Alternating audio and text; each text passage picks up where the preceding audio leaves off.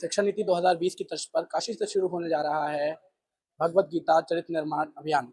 और इसको शुरू करेंगे कर्मयोगी पीठ के द्वारा ये अभियान चलाया जाएगा। इस अभियान में आज के युवाओं को, आज के छात्रों को भगवत गीता से जोड़ा जाएगा। उनकी शिक्षा व्यवस्था में भगवत गीता की महत्ता को बताया जाएगा और भगवत गीता के ज्ञान को उनसे साझा किया जाएगा, ताकि आज का जो युवा है, जो लगातार डिजिटलाइजेशन की ओर बढ़ रहा है, जो अपने इतिहास से दूर भाग रहा है, वो इतिहास को अपने पुनः जान सके और उस किताब, उस पुस्तक या उस जो ज्ञान की एक पुस्तक है श्रीमद् भगवत गीता, उससे वो परिचित हो सके। इस वक्त हमारे साथ कुछ लोग मौजूद हैं, हम इनसे बातचीत करेंगे। अपना पूरा परिचय।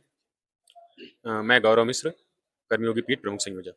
आपके द्वारा ये जो अभियान चलाया जाने वाला है, चरित्र निर्माण अभियान भगवत गीता से जोड़ते हुए, तो आपको क्यों लगा कि आज के जो जेनजी छात्र हैं वो उससे जुड़ेंगे और उनसे जुड़ना जरूरी है?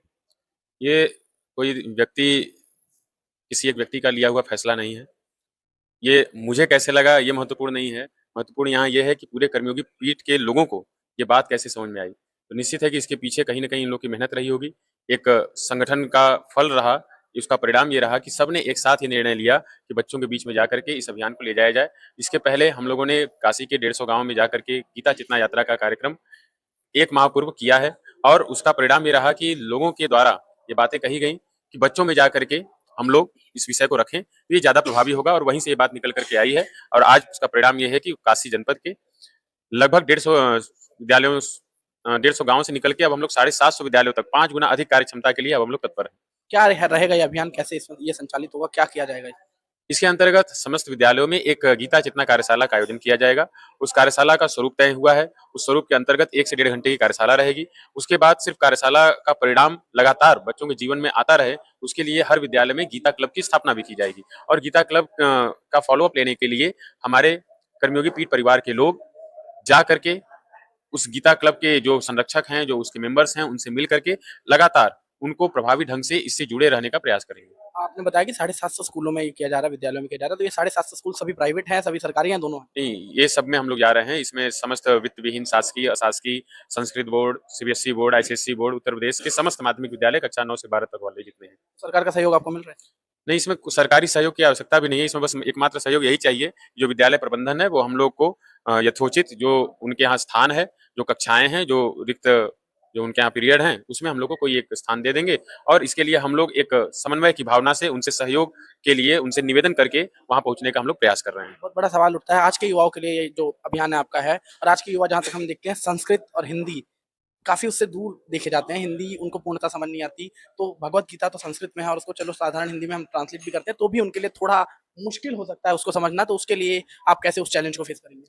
हम लोगों ने बताया कि ये कार्यशाला का आयोजन हो रहा है, कोई गीता प्रवचन का आयोजन नहीं है कि हम लोग उस पर कार्यशाला में उन्हें नहीं, समझना भी होगा। वही मैं बता रहा हूँ कि इस कार्यशाला में हम लोग गीता को पढ़ाएंगे नहीं, गीता जी के प्रति एक चेतना भरने का भाव किया जाए, भाव भरा जाएगा और वो चेतना का अर्थ होता है कि उनको उसके लिए इंस्पायर करना। और after inspiration you can do anything.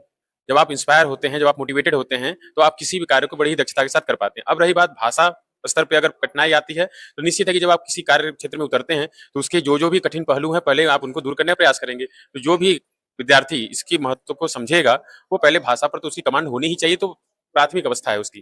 तो जो इसको आप कहेंगे क, ख पढ़ने ही नहीं आ रहा है, वो कैसे पढ़ेगा? इसीलिए हम लोगों ने कक्षा 9 से 12 के बच्चों को चुना है, ताकि उनकी भाषा पे कुछ कमांड हो। अब अगर हम कक्षा 3-4 के बच्चों को बोलेंगे तो एक-एक अक्षर मिला-मिलाए बेचारे पढ़ते हैं। ऐसे में उनको समझना और कठिन हो जाएगा।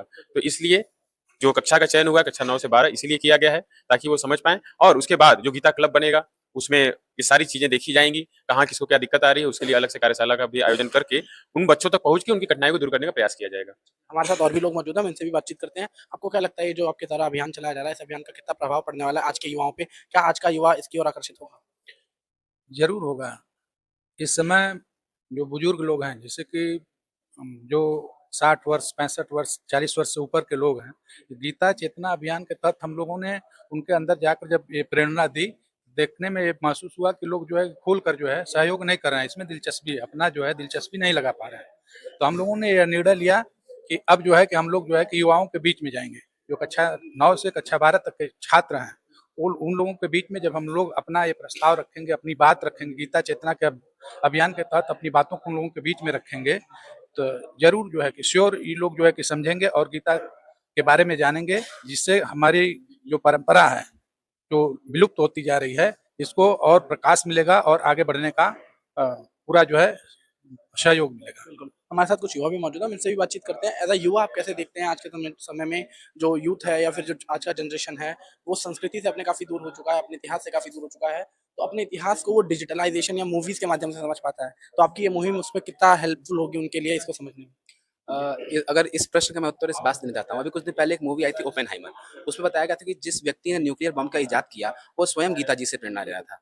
तो जब हमारे पास लौट के डिजिटल माध्यम से आ रहा है, विदेशों से आ रहा है, तो हम उसको मान रहे हैं। लेकिन जब हमारे घर से निकली हुई चीज़ अगर हमारे साथ पढ़ाई जा रही है, तो क्या कारण है कि उसको हम हीन भावना से देख रहे हैं या उसको उतने अच्छे तरीके से समझ नहीं पा रहे हैं? वेस्टर्न प्रभाव है, जो वेस्टर्नाइजेशन जो माइंडसेट है जिसका प्रधानमंत्री बात कर रहे हैं कि बाहर की जो मानसिकता आ गई है उसको कम करने का प्रयास हमारे द्वारा ये किया जा रहा है, और निश्चित रूप से ये प्रयास को मैं सकारात्मक ही देख रहा हूँ और इसका फल भी हमें और अच्छा मिलेगा।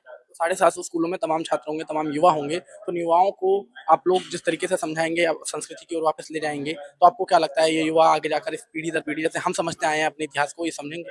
जी, इसके लिए पूरा एक सिस्टमैटिक ढांचा तैयार किया गया। सबसे पहले जो पूरी कार्यकारिणी के सदस्य थे उनका प्रशिक्षण किया गया कि 9 से 12 तक के विद्यार्थियों को किस प्रकार हैंडल करना है, किस प्रकार नए थॉट्स को उनको देना चाहिए। इसकी पूरी जो कार्यप्रणाली होती है उसका प्रशिक्षण हमारे कार्यकारिणी को दिया गया है। सभी लोग उसमें वक्ता बनेंगे, सभी लोग उसमें जाकर किसको क्या काम है प्रश्नोत्तरी के माध्यम से, डिजिटल के माध्यम से हम लोग पूरा प्रयास कर रहे हैं कि बच्चों तक पहुँचे। स्कूल प्रशासन कितना सहयोग कर रहा है? स्कूल प्रशासन से निश्चित ही पूरा सहयोग मिल रहा है। इसके 2-3 बिंब हैं। पहला तो ये कि डीआईओ साहब का एक जो पत्र लिखा है, निर्देश मिला उसके माध्यम से, फिर हमारे द्वारा समन्वयक निर्धारित किए गए हैं जो विद्यालय से उनके यथाउचित समय पर, यथाउचित स्थान पर हम लोग बातचीत करने वाले हैं। और उसके बाद तीसरा है कि हम लोग किसी न किसी प्रमुख व्यक्ति को, चाहे विद्यालय प्रदान करे चाहे हमारी तरफ से, वहाँ रहेगा तो उस कार्यशाला की गंभीरता भी और बढ़ाई जाएगी। इन तीनों बिंब से हम चाहते हैं कि विद्यालय इसको और गंभीरता से ले रहा है। युवाओं के लिए आपका क्या संदेश है? वही बात है कि श्रीमद् भगवद गीता जिसको पूरा विश्व मान रहा है, वापस से एक बार तैयारी है कि काशी जो कि प्रकाश की धरती है, वहाँ से दोबारा शुरुआत की जाए, इसकी कि हम वापस से अपने सनातन, वापस से अपनी संस्कृति की ओर वापस जाएं। बहुत धन्यवाद। हमारे साथ ये कर्मयोगी पीठ के लोग मौजूद थे, हमने इनसे बातचीत की। इनका स्पष्ट कहना है कि ये जो इनके द्वारा ये मुहिम चलाई जा रही है, जो अभियान चलाया जा रहा है, ये अभियान ये आज के युवाओं को, आज के छात्रों को अपनी संस्कृति से पुनः जोड़ने का एक बहुत बड़ा प्रयास है। और उनको पूरा यकीन है कि छात्र इससे सहमति देंगे और छात्र इसमें जुड़ेंगे। काशी वार्ता के लिए प्रशांत।